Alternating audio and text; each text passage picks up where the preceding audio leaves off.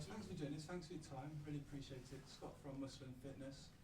Congratulations, Randy, on the milestone and the anniversary. You've got no off-season. That's not easy to do that all year round.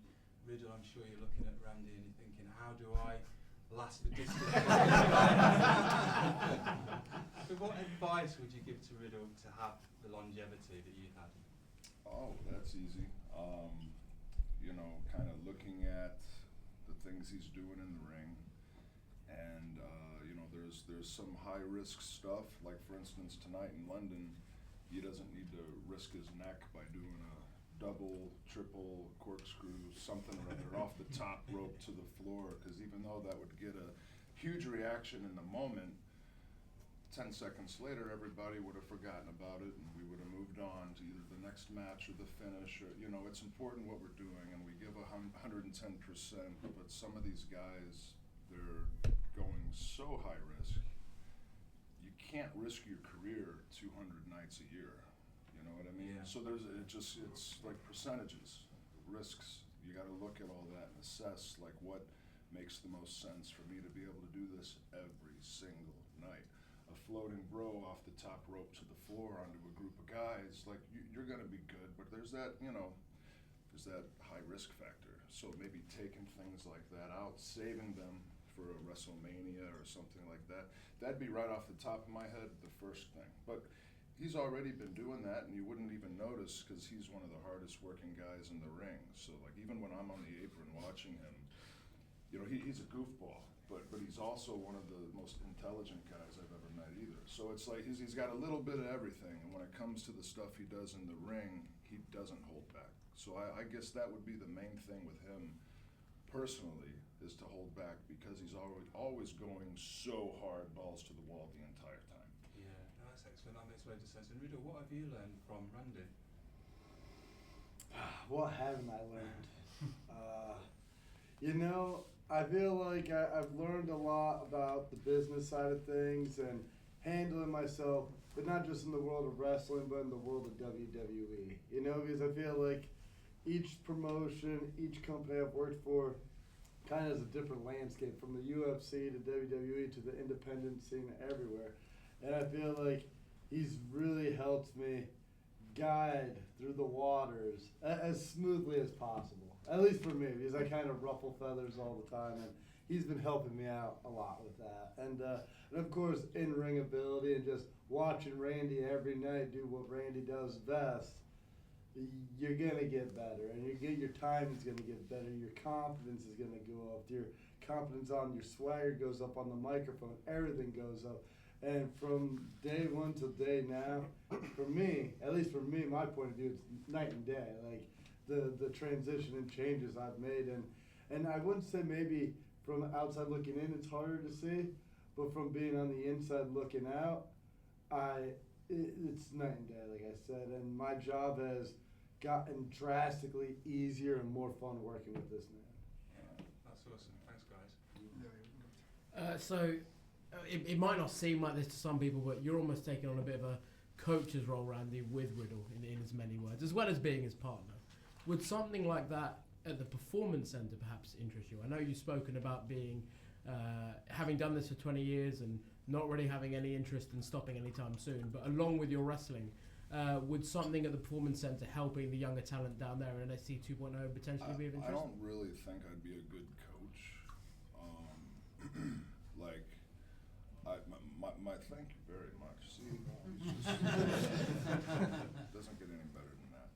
I don't think I'd be a good coach, because I would start to just ramble, and my wife tells me all the time, once I get going, I just kind of, you'll ask me a question, and I might get back to it, the answer, but I just start to ramble like I am now. But so coaching, it's almost like I don't know how to articulate to maybe like a group of green guys that are coming into the business that need to learn the basics, right? But coaching, like if there was 3, 4, 5 guys, a small group, and if we could go talk, sit in the ring, and if it could be like a close quarters, just a small group of people to where we're not doing drills and stuff, but just talking, maybe watching tape. I think I could be good in that aspect, if I just had a couple of years at the same time. But as far as him, I don't consider myself like, I don't think I'm coaching him at all. Like, to me, a coach, like, you know, when you look at what he can do in the ring, like I'm on the apron seeing this stuff, you know, and it's stuff that I never did or was incapable of doing, or it's not my style, but he's constantly impressing me with that kind of stuff, the stuff that he's physically able to do. So like, there's no coaching needed there. And as far as the other stuff, just when I'm in his ear, the stuff that he's talking about, the little things, the in and out of the ring stuff, that's just more of the fact that we're friends and I want to see him succeed, and the better he does, the better I do. You know what I mean? So I wouldn't say I'm a coach in any regards to him. He's definitely a friend, because I've seen other people make the same mistakes as me, and he definitely doesn't give them the 411. Yeah, well, he'll be like, "Oh, that guy's, you know, screwing himself over there." well, sometimes you know that any advice or time spent on a certain talent could be a waste of your time. Like, and not everybody that comes to you and asks, "Hey, will you watch my match tonight?" They don't all really give a fuck what my critique's gonna be, because they just know that it looks good to say, "Hey, Randy, will you watch my match tonight?" So, you know, you kind of over the years you figure out who's full of shit and who's not. And you know, he obviously wasn't full of shit. You know, People do ask you a lot to watch their matches. Yeah, I feel bad because. And I'm always like, "Do you want me to watch your match?" match?"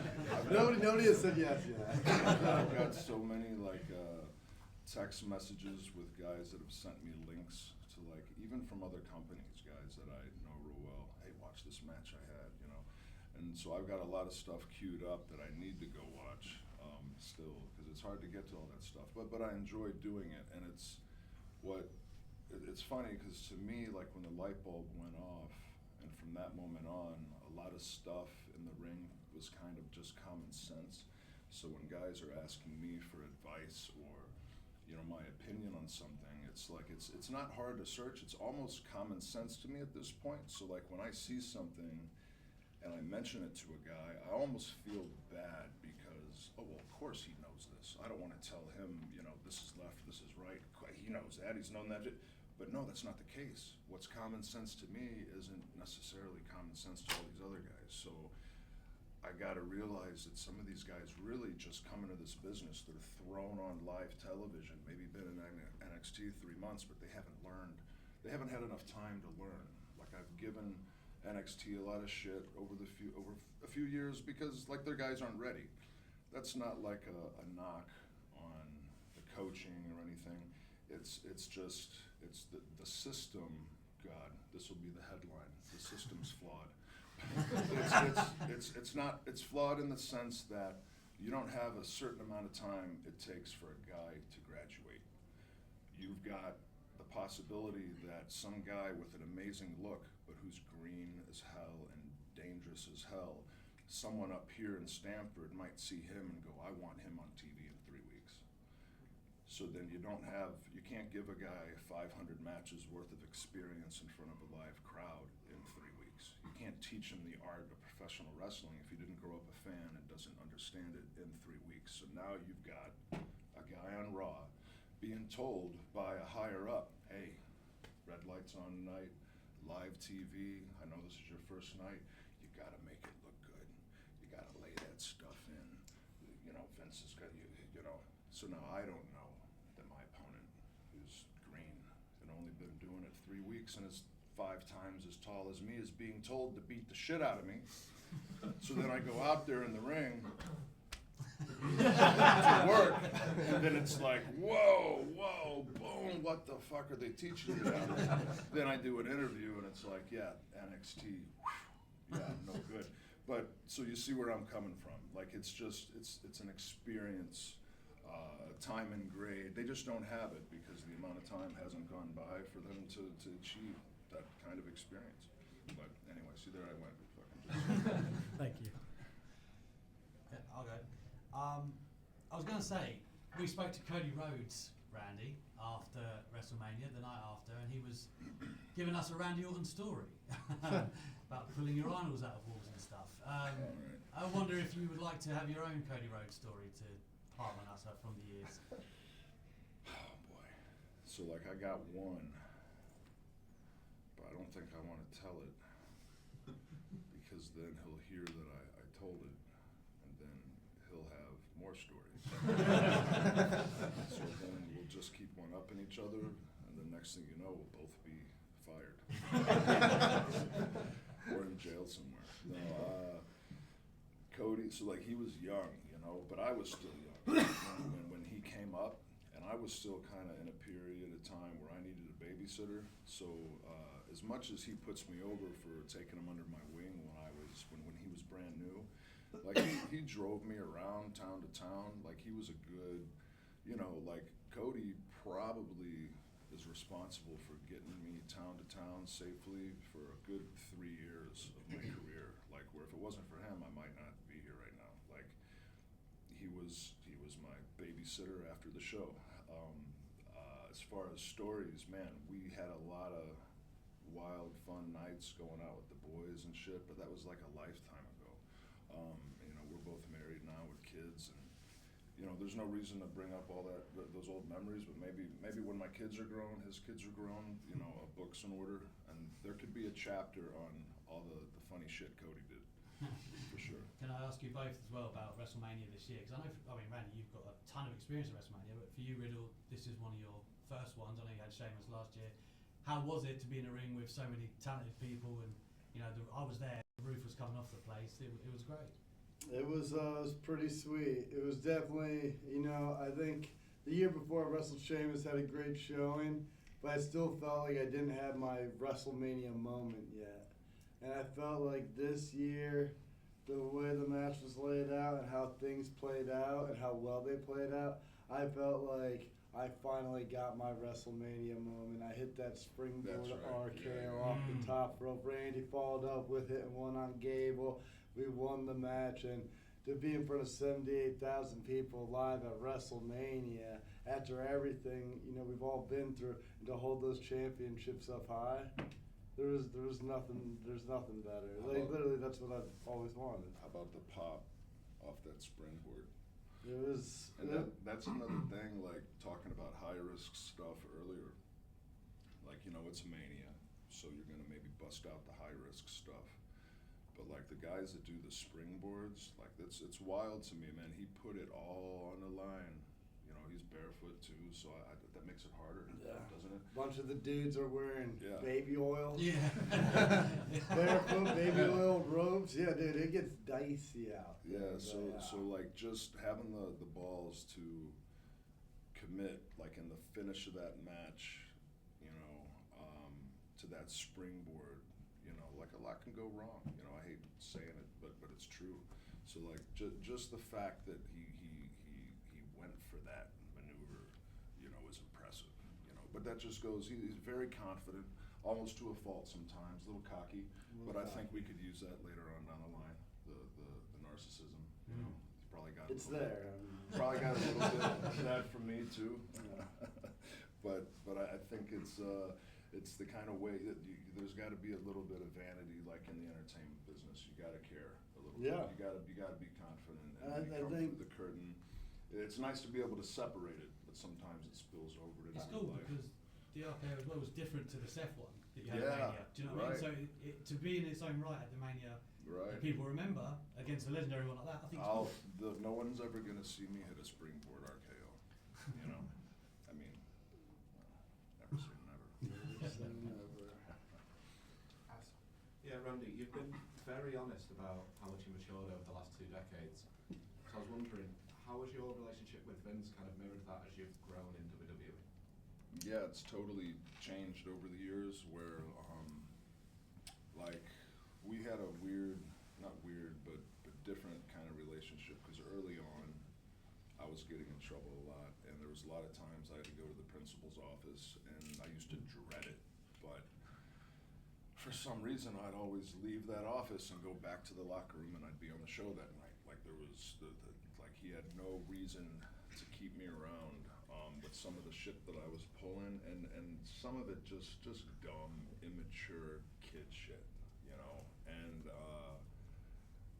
now that 20 years has gone by, and I've slowly got to know him, like I think there's more of a like man-to-man respect there. I'm a husband and a father, and he sees that I've matured as well. But he's seen me like in dark periods where like I've had like meltdowns, breakdowns in front of him, you know, where I've like beat my head against the wall in front of him, like as a 25-year-old man, like just emotional fucking, you know, trying to just not knowing how to express myself, and he's witnessed that in close quarters, like, and I think he sees a little bit of my crazy in him, like, you know, even if it's just a little bit. So I from an early age when I was fucking up like that, I think it almost made him like want to like nurture that part of me, you know. So and we've grown together in that regard. So like now our conversations are a lot different.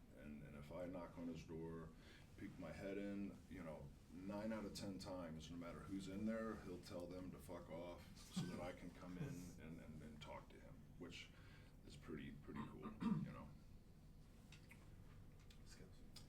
Riddle, you come from a MMA, UFC, fighting, mixed martial arts background where the stereotype is a lot of people really care about their image and how they look.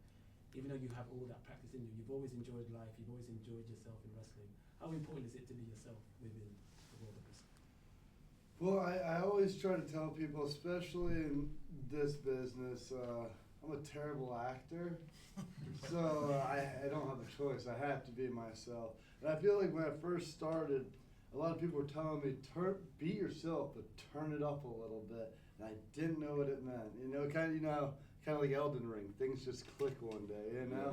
And I was literally, one day I was like, be myself turned up. Instead of trying to be like this or whatever, I was just like, oh, just like be me, but like a little more audible, a little more me, just a little more in your face. And that's all it was. And I felt like the more I can be me, the more I connect with each and every single one of you, because I know there's a part of me that relates to there's at least one part of me that relates to every single person in here. I don't know what it is yet, but eventually I'll find out and I'll connect with you.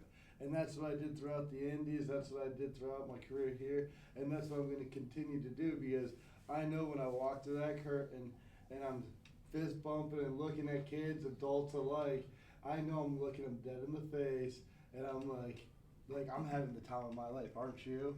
And I know I bring that energy out of them. I know I'm bringing that energy, and I feel like that's what I've always been good at. I've been good at going to a party or going to a friend's house or going to school and looking people in the eyes and just connecting with them and making them feel kind of happy or joyful. Or people just hate me. You know, it's usually one of the two, you know. And it kind of goes like that. Like Randy, when he first met me, wasn't a huge fan. No. And you know, and I'll tell you this, I don't mean to rub people the wrong way, but when he told the story, I was like, that's exactly what I did. Now I know Randy, I can see how he was like, fuck this guy, you know. But I completely understand, and you know, that's just who I am. And like I said, I don't know how to be anybody else. I'm bad at pretending to be anybody else. I'm a bad liar. I'm bad at most things other than being myself. And I'm good at wrestling, I'm good at fighting, and I'm good at being me. So Randy, Good answer. you know, when you guys were paired together, how did you feel about that? Say that one more time, when they put us together? Yeah, when you were paired together. Well, it was like a year ago now. We had a singles match, and it went pretty well. I think you won. I right? did. Yeah, and then I'm 2-0 against you, Randy. you are, aren't you? I'm just saying, it's not a big deal. We're tag team champions, 2-timers. It's not what's on discussion. It's okay. You beat me 10 times. I don't care. And you'll beat me 10 more times, I'm sure, because these things don't last forever, right? Whoa. I've talked to people. I've pitched. Maybe this should last forever. Yeah. Well, there was like, without going too deep or giving away anything, like a few months ago, it was very likely that we weren't going to be a team anymore for whatever the reason. However we got there, it doesn't matter right now. But they were going to dissolve this, and it wasn't that hard to talk them into keeping it going. And I feel like it's just, it wouldn't be the kind of thing where if we split, how people would want to see, no matter who turned on who or whatever the situation may be, I don't think, no matter how good potentially that could be, I think it's better now, like, together. You know, let's ride it out and see where else we can go. Shit, I was gonna say something. So when it happens, it really hurts. Yeah. But it's each week, for the most part, not every week, but each week it seems like we get a little closer, a little farther. We further that storyline to where people are a little more, engaged, involved, paying attention. You know.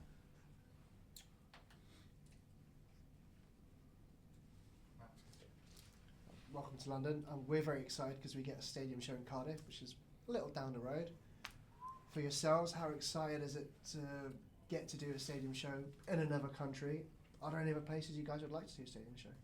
I mean, the more people, the better. Is there a name yet of this show? Is it a specific pay-per-view? Yeah. We just know it's going to be a show, right? With a lot of people. So I guess it doesn't matter what they call it. It's over here, which is badass. I think it's been 30 years. 30 years, right? Actually, 30 to the year, because it was 92, yeah. Wembley, right? Bulldog, and yeah. God dang, 30 years. So I hope I'm booked on that show. I hope we're there, and it's going to be, are we setting records with attendance, or what are we doing? Does anyone have any? Yeah, that's 76. I think. 76,000 people. And I heard something about when they opened up those tickets, they went away like Double, that, right? Yeah, double the demand. Really quick. Yeah, so that's just a testament to the WWE and how much interest is out there, and I feel like being able to come over here and have a stadium show, especially after COVID and everything, like that, all these shows have just had a little bit extra something special to them, you know. Last night in Newcastle, it was the same, like, and I feel like in September it's going to be no different in Cardiff. You know, you get that many people together. You're gonna have a good time, you know. Hey guys, I just wanted to ask, I've had some interesting responses to this question already. What do you guys make of the food and drink that we have here in the UK? I know it's a bit of a touchy subject between Brits and Americans at times. So I'll be honest, I've done a lot of traveling here in the UK. I'm a big fan. I have my favorites. I like Pizza Express and Nando's. Those are my stomping grounds. When I come here, I also like the meal deal. Give me a ham and cheese, and salt and a little drink. So honestly, when I come here, I'm actually pretty stoked about the food and drink. You know, I wish restaurants were open a little later, but I could say that about most places in America. But yeah, I kind of like it, you know. I'm a fan. Yeah, the chicken's dry.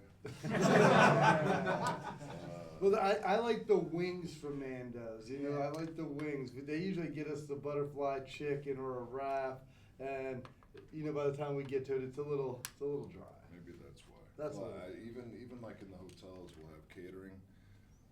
The chicken's always dry over here. Yeah. It just seems like it's always dry. I don't mind the food because I can always find something that I like, but overall, don't love the food. Don't love the food. Baked beans and scrambled eggs, I do like. So like breakfast, I'm good. But then what's like blood pudding or haggis or Black pudding. Yeah, like so there's just there's weird shit, and then what is it? Isn't it like sheep's blood or something? Or yeah. So like that, you know, you're getting a little weird. And then there's some other stuff like the intestines or something. That's Scottish. Sorry. But yeah, not a huge fan, but like I'll survive. One other thing from me as well, what do you make of the prospect of Tyson Fury potentially returning to the WWE? I know Drew McIntyre has called him out, and he told us that he wants to potentially make it to SummerSlam later this year. Yeah, as soon as that fight was over and he was doing the press conference and, you know, he couldn't wait to say Drew McIntyre's name, I got on the phone right away to Drew. I was like, Drew.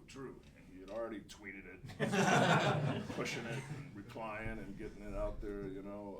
Drew's great. Like, he's a smart guy, too, and he sees that opportunity and knows that would be huge for not only himself, but the WWE. So it's like, what do I think?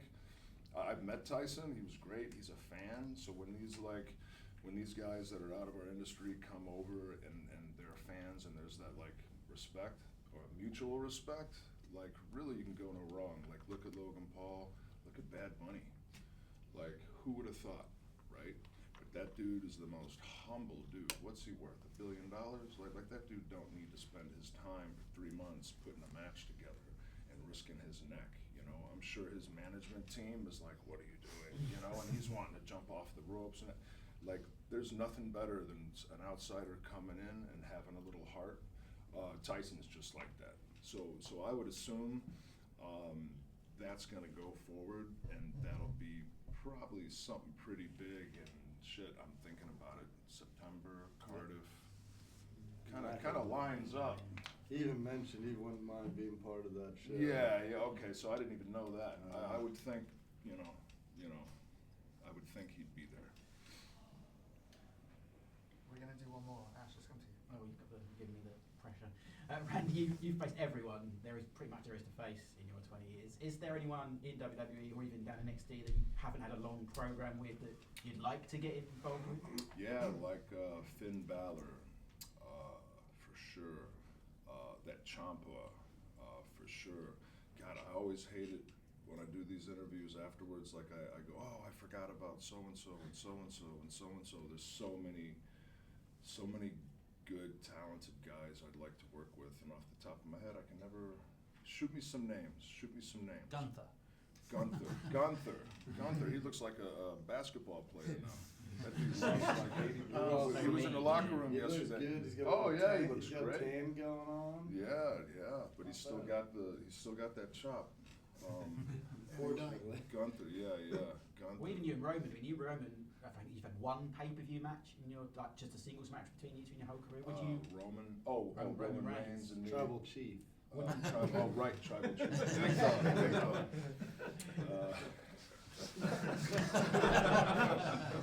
Thanks, Rick.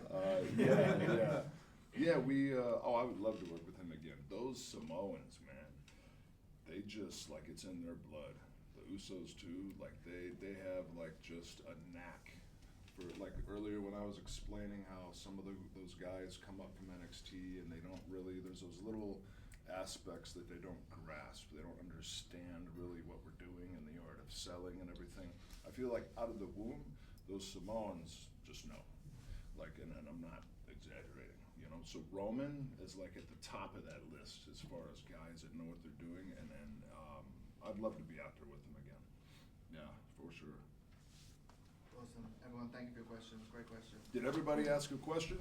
I feel like not everybody asked a question. I didn't ask one. Have we got time? Your hand was up, I feel like, and you never got called on. Go ahead. We can do one more. Yeah. I'll keep it very brief, I promise. Thanks, guys. Appreciate it. I just wanted to ask, so Randy, obviously, you said that at the moment, the team with Riddle is the most fun you've had in your career. So I just wanted to get both of you guys' view on why your chemistry is so great and why you are having so much fun at this point. Good fun. Yeah, I mean, do you wanna? We've got a lot in common. Like as much as you see on screen, that there's. I think it works so well because on screen we don't have anything in common. You know, and it's so like yin and yang. But like I think in real life, we're into the same video games. We're fathers. We have daughters. We love our sons. But we love our children. We have a lot in common on the outside, and I think it kind of just spills over. So there's that connection maybe in real life. So there's that like comfortability or whatever the word would be that on screen it just comes across more natural. I think that would be the answer to that question. But why is there so much? I think it's because even though we come off across as so different, we have a lot of similarities. And like you were saying, in real life, and even when we get into the ring, even though I might do a couple things differently and I do them my way and Randy does them his way, we have the same thought process when we go into a match. What do we want out of this match? What are we going to get out of this match? How do we get longevity out of this match? And I think when you work with somebody that's on the same page as you, and then you realize, oh wow, half the stuff you do outside of here is just like me, and then oh, you got a family too, and I feel like this year, I feel like me and Randy have just really connected as friends because he's helped me out a lot, like in life, because I'm going through like a lot, like I went through a divorce and this and the other thing, and I'm on the road all the time and stuff. And Randy's been through it, unfortunately, himself, so he was kind of helping me with that while I'm also trying to keep a straight face on TV every night, trying to be RK Bro. And I mean, it's a lot to juggle, but I think he's just been there for me, just like I've been there for him. And I think the biggest thing is, and I think we connect so well and we're so good, is just be like, listen, if anything, we're like each other's therapists. He'll tell me shit, I tell him shit all the time, even if he doesn't want to hear it, you know. And I just feel like that in itself has brought us so close together and made us actual like friends, you know, instead of just being like, there's just plenty of guys on the bus that I see and I'm like, oh, what's up, dude, and I'm nice to them, but there's only a couple dudes in that locker room that like, I'm like, I can trust this guy, like I can, you know, talk to him and tell him how I'm feeling about certain things, and I know he's not going to go to the office and try to get himself somewhere else, and you know, and I know this guy would, there's no need. Just like he knows with me, even if there's a need, I don't have a desire to do that. So I think that's what really brings us together. Yeah, we're just kind of, we think along the same lines, have the same kind of goals, and you know, we like to party in our own way and on the low key, like it's just, we see eye to eye on shit, and it wasn't a lot of work to get there, it was just a organic thing, as I think, pretty much. Amazing. Thanks for that, guys. Really appreciate it. Yeah, Appreciate you're it. welcome. You're welcome. Thank you, everyone. Thank you.